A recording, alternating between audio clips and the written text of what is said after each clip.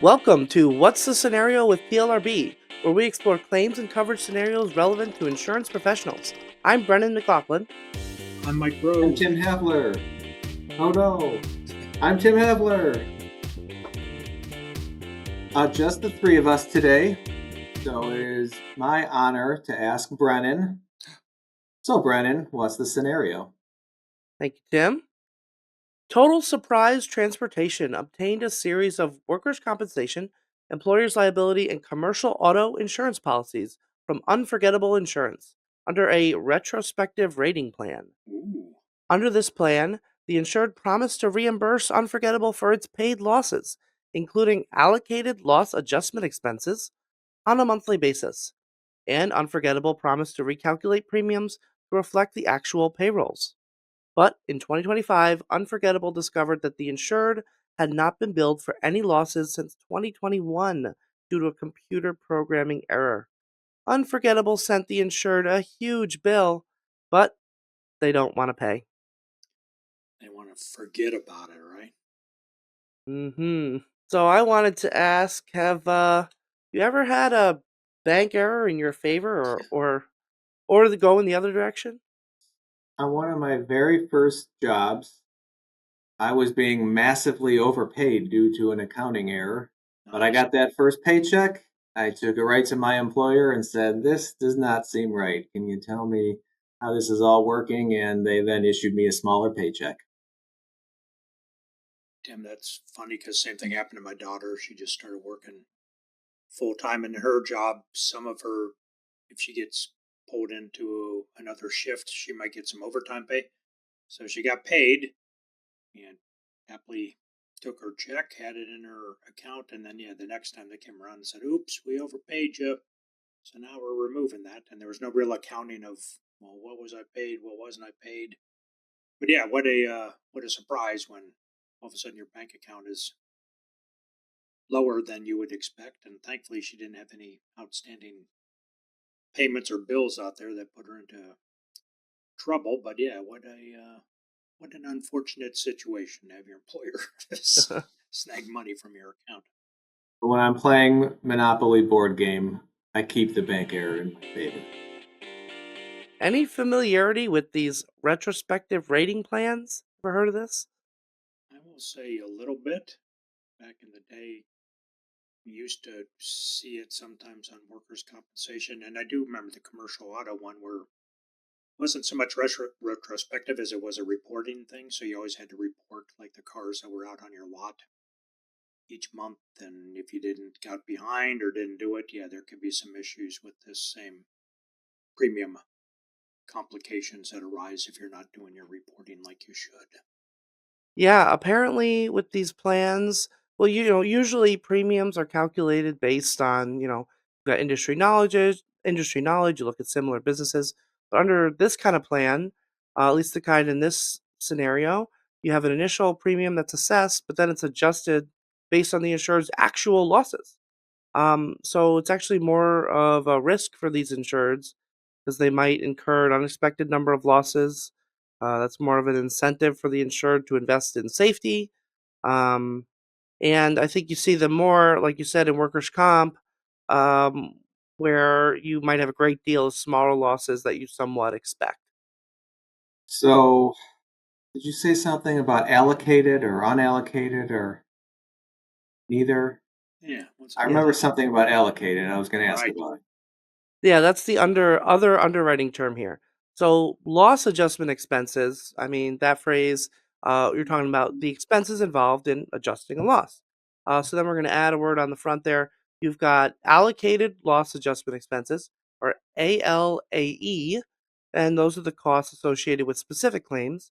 And then you've got unallocated loss adjustment expenses, which refer to more of the general overhead that goes into running the claims department.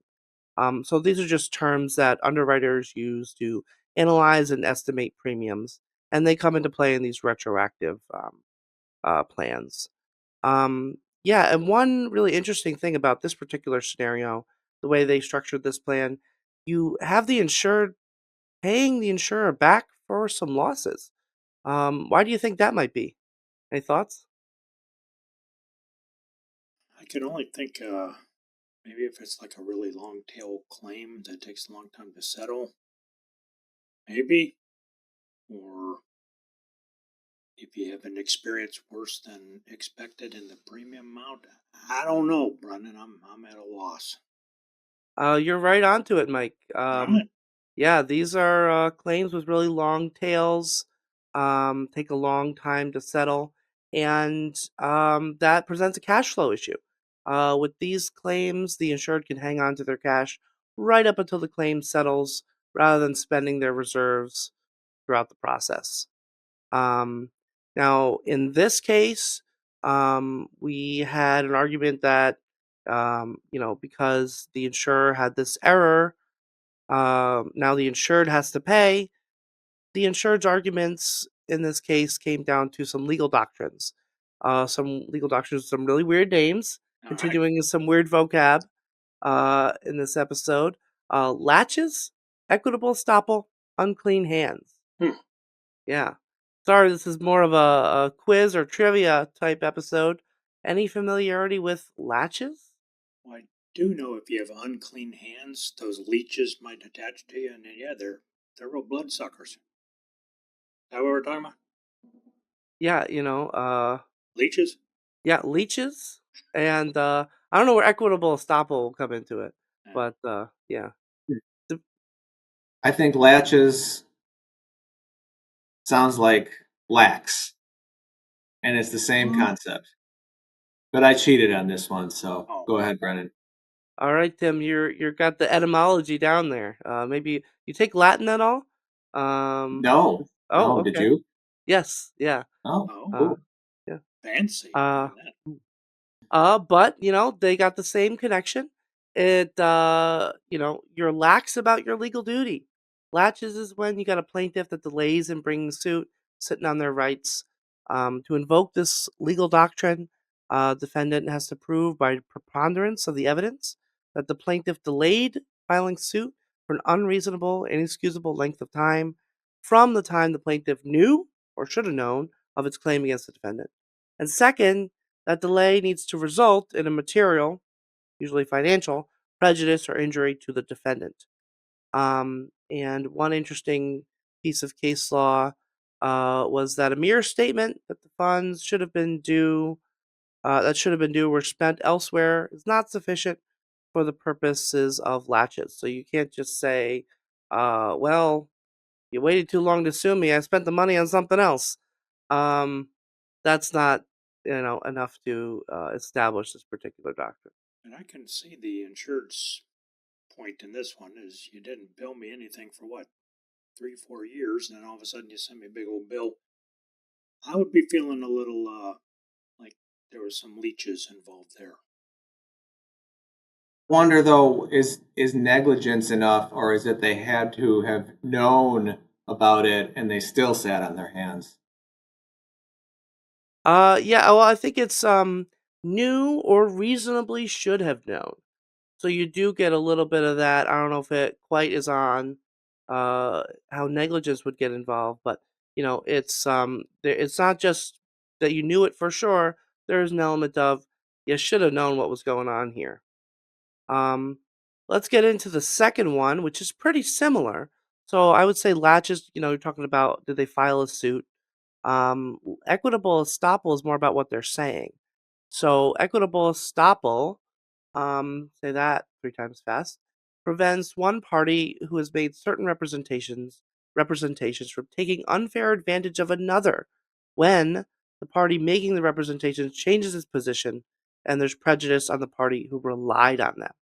So just to break that down, it's um, a lot of stuff there. Yeah. You've got a false representation or concealment of some material fact.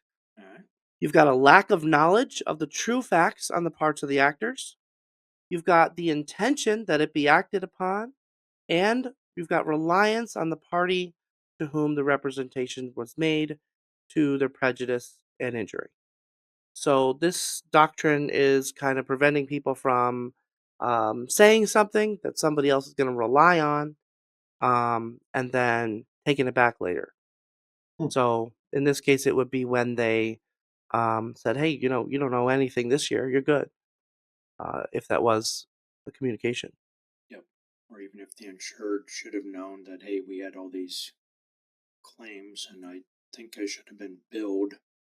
Maybe I should check on that, Brennan, versus just sitting back on my hands and saying, I'll wait. Yeah, could go both ways there. Uh-huh, uh-huh. Speaking of hands, let's wrap Yeah. up with the clean hands doctrine. See if we attract any of those leeches. Under this doctrine, a court sitting in equity will not provide shelter or aid to a party who seeks the benefit of their own wrongdoing. That's a little vaguer. Let's wrap this up. We've got these three doctrines, and what they all have in common is that the clear letter of the law in the situation, something's a little bit off about just following it, right? You've got a contract that this insured supposed to follow. They didn't do anything wrong. Party sending the bill, they had some kind of error or mistake on their end, and these legal doctrines are ways to get at the fairness of the situation. So I just want to throw it open to you two. What do you think of the actual issues at play? We don't need to get into the legal doctrines of it all, but is it fair to get a giant bill just because the company doing the billing dropped the ball? Where do you land on this? And it feels like it's a computer glitch that should have been recognized and fixed. But then getting back to the clean hands thing, if I understood the policy when I purchased it and thought, yeah, I might be getting billed for some of these claims that we've had, I don't have clean hands either. I should have done some checking, some research to find out, hey, said I was going to get billed for this stuff. I never was. What's going on here? So it seems like there might be some potential issues with both parties in this one. Right? And I would want to know how much this affected, say, the business financials. Ooh, So was this the size of payment that they could just pay off because they have enough cash and it's maybe they don't like get hitting with an unexpected bill, but they can pay it off without any other effects on the business versus it being a cash flow thing where you can't just suddenly absorb that kind of bill all at once without expecting it. good point, Tim. Yeah, that's a really good point because when you start talking about fairness, then really the impact or the prejudice really starts to matter a lot. Yeah. So, Brennan, what can we take away from this scenario? Yeah, a lot of big words in this one, Brendan. I have a headache, I think, but geez. Well, I'll tell you what. This actually came from a CE course that we have, a Ooh, new CE course, underwriting issues in insurance claims. ah, This was a CE course that's based in scenarios, and this is in one of the unused scenarios from this excellent course presented by Sean M. O'Brien at Dickinson Bradshaw, Judy Oxner, and Chris A. Owenson, both of IMT Insurance at the time. They go through a variety of scenarios just like this, and they break into tables with the audience and get opinions. And it's really fascinating to see how they break down these complex issues and make them easy to understand and get into how claims and underwriting can interact. aw, like we're one big happy family. Peanut butter and Yeah. jelly. Claims Yeah. and underwriting. Head down the hall and head down the hall with a smile. Right. Yeah. So, a couple other takeaways. Just retrospective rating plans exist. Outside of underwriting, you might think of insurance premiums being calculated by, industry insight and all this stuff, but actually there are a wide variety of custom solutions that can be created for businesses. As an adjuster, you might run into some unique policies and arrangements. And the third takeaway, the law makes room for fairness. It looks like the case this scenario is based on actually settled out of court, so we'll never know how it might have turned out. But what we do know is that even if a situation seems cut and dry on paper, the law has some doctrines that permit the plaintiff to simply say, hey, that's not fair. And then these doctrines provide a framework for how courts can think about them in an ordered way. That sounds fair. Great. So, Mike, referencing our wonderful PLRB website, where can an adjuster go to learn more about this? Well, I would check out our fabulous education hub and check out Like Brennan said, this will be a new CE course module. Claims an underwriting 1. Check us out. Education Hub. Never disappointed. Oh, Brennan, will you share these fabulous things in the show notes? Yes, and there you'll also find a recap of the key points from this episode and links to our social media. Don't forget to subscribe and rate us, and please give us a call at 630-509-8704 and leave a voicemail to share your adjuster story. We'll see you next time. Brennan, before you go, any calls yet? Not just yet. Nah. Come on, people. Call with Hopefully those next scenarios. time. Yes. See you, everybody. See ya.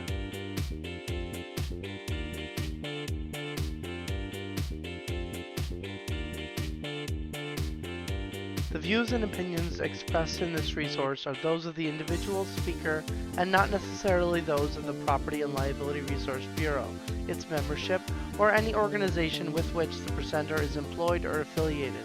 The information, ideas, and opinions are presented as information only and not as legal advice or offers of representation. Individual policy language and state laws vary, and listeners should rely on guidance from their companies